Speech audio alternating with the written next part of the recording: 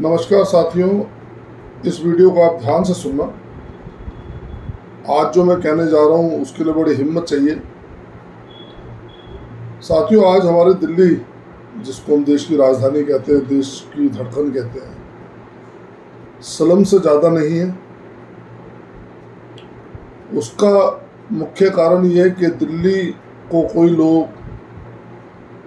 अपना शहर ही नहीं मानते। विभिन्न राज्यों से आए हुए लोग यहाँ रहते हैं और दिल्ली आज 50 किलोमीटर के दायरे में फैली है, जिसमें करीब 2.5 करोड़ से ज़्यादा लोग रह रहे हैं। आप समझ सकते हैं कि दिल्ली के अंदर संसाधन बड़े सीमित हैं।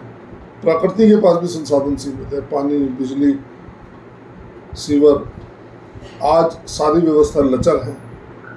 पूर्व में किसी सरकार ने ध्यान नहीं दिया, दिल्ली के बारे में सोचा नहीं, चाहे वो 15 साल की कांग्रेस सरकार थी या पूर्व की 10 साल की आम आदमी पार्टी सरकार। लेकिन मैं दोषारोपण किसी सरकार पे नहीं करता साथियों। दिल्ली को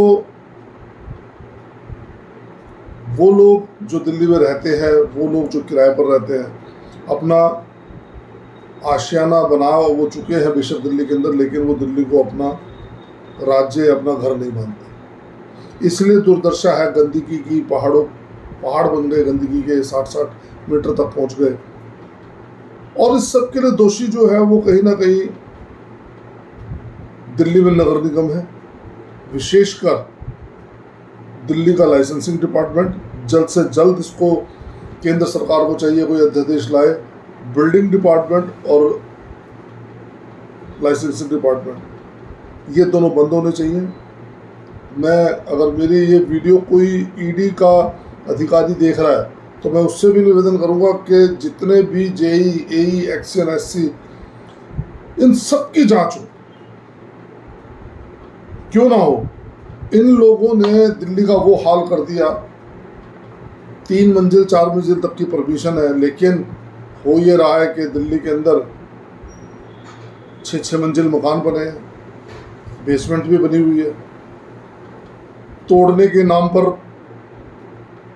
लोगों को धमकाया जाता है। बिल्डर, क्योंकि एक माफिया काम कर रहा है दिल्ली के अंदर। दिल्ली के अंदर प्राइवेट जो कॉलोनीज कट रही हैं, बेइंतहा उनके अंदर कंस्ट्रक्शन चल रही है, चाहे वो उत्तर नगर का क्षेत्र हो, चाहे वो दक्षिण दिल्ली हो, पश्चिमी दिल्ली हो। पूरे दिल्ली के अंदर बिल्डरों ने कब्जा किया हुआ साथियों। और इस सब को जो प्रोत्साहित करता, प्रोटेक्शन जो कर देता है, वो देता है दिल्ली का भवन विभाग। आज दिल्ली के अंदर हालात ये हैं, आप नकली विल बनाओ, उससे रजिस्ट्री कराओ, पैसे देकर भवन का नक्शा पास कराओ और मकान बनाओ।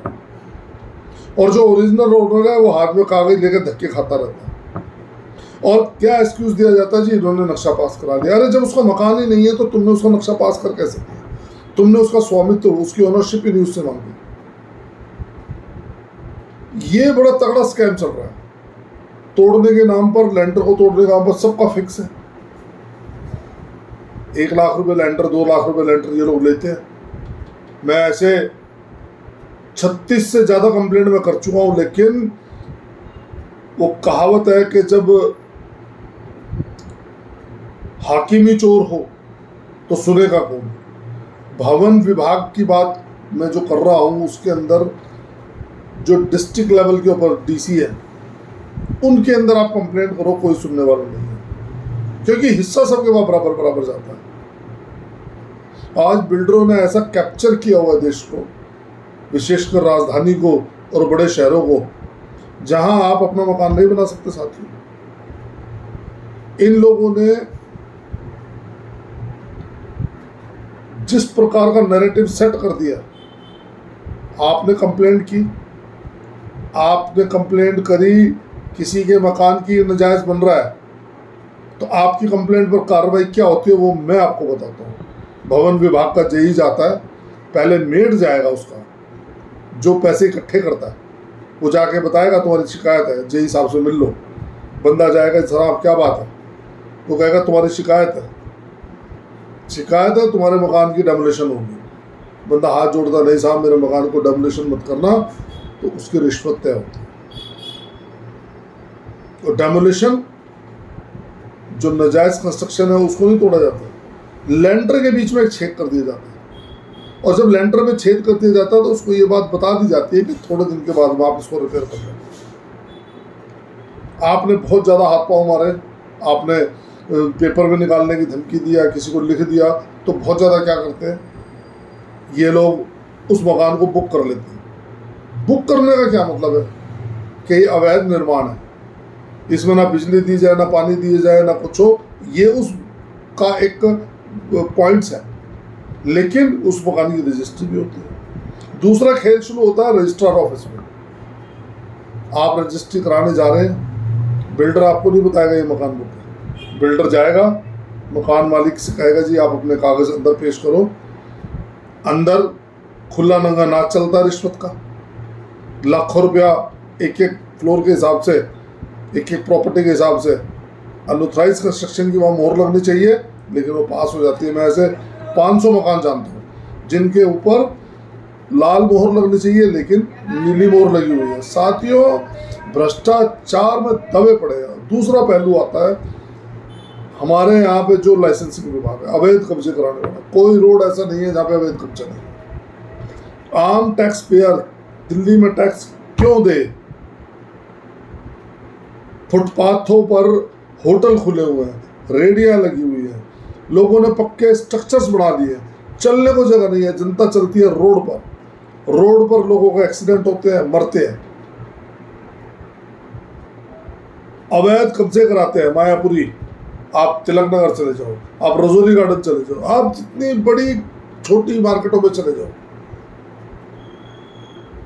वहां पीछे एनजीटी ने इनके ऊपर नकेल कसी, तो नगर निगम के अंदर बैठ के इन लोगों ने, मैं ये नहीं कहता कि भाजपा की सरकार थी या किसी की सरकार किसी की भी रही, लेकिन अधिकारी तो वही है ना, अधिकारी बेईमान है। और अधिकारियों पर जब नकेल कसने की बारी आती है तो कहीं ना कहीं राजनेता भी बेईमानी पे उतर आता है। वो अपना फर्ज ईमानदारी से नहीं निभाता।